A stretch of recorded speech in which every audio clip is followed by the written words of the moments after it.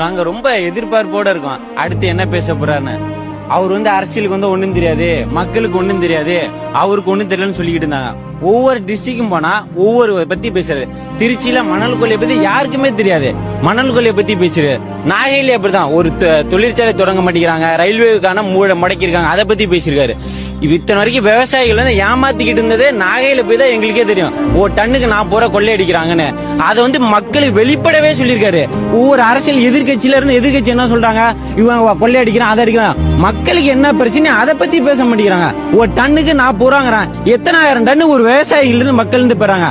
அதை பத்தி சொல்லி அமைச்சர்களே ஒத்துக்கிறாங்க, ஆமா டன்னுக்கு 40 ரூபாங்கண்ணா.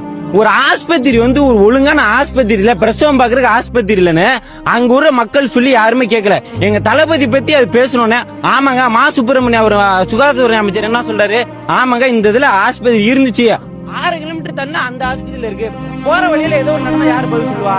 ஒரு பக்கத்துல ஆஸ்பத்திரி இருக்குன்னு தெரியுது, அங்க பிரசவம் பாக்குற ஒரு டாக்டர் இல்ல, 6 கிலோமீட்டர் தள்ளி வச்சிருக்கோம். 6 கிலோமீட்டர் தள்ளி என்னத்துக்கு, போற வழியில ஏதோ ஒண்ணு ஆச்சுன்னா மக்களுக்கு யாரு பதில் சொல்லுவா?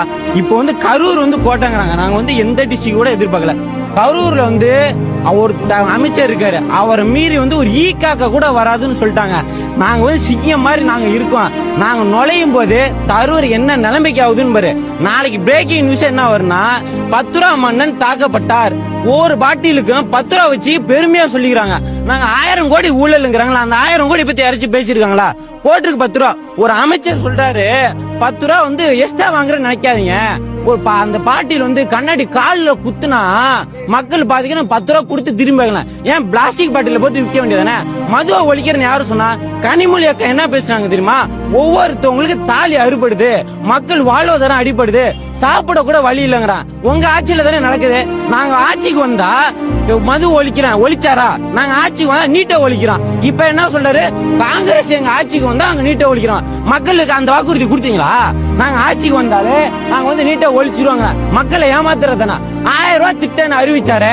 என்ன 1000 ரூபாய் திட்டம்? பாதி பேத்துக்கு 1000 ரூபாய் திட்டம் வருது, பாதி பேத்துக்கு வரல. வாக்குறுதியில் என்ன சொன்னாருன்னா, நாங்கள் ஆட்சிக்கு வந்தாலே 1000 ரூபாய் வழங்கப்படும். 1000 ரூபாய் நீங்க கொடுத்தீங்களா? தகுதியான பெண்கள் தகுதி ஆகாத பெண்கள் நிர்ணயிக்க அவர் முதலமைச்சர் யார்? என்ன காரணம்? முதலமைச்சர் எப்படி நிரூபிக்கலாம்? இந்த தமிழ்நாட்டு மக்கள் இவங்க தகுதி ஆனவங்க, தகுதி ஆகல அவர் சொல்றதுக்கு எப்படி? ஒன்னு அறிவிச்சா நடத்திட்டு தான் நேரடியா அறிவிக்கணும், இல்லன்னா அறிவிக்கவே கூடாது. எல்லாத்துலயும் ஊழல் தாங்க. 4.5 லட்சம் கோடி கடன், 4.5 லட்சம் கோடி என்ன மக்களுக்கு செஞ்சாங்க? நாங்க இந்த தொழில் 12,000 கோடிக்கு நாங்க முதலீட்டை இழுத்துருக்கோம். ஒசூர்ல 4,900 பேத்துக்கு வேலை வாய்ப்புங்க. தமிழ்நாட்டு மக்களுக்கு எத்தனை பேர் வேலை வாய்ப்புன்னு சொல்ல முடியுமா?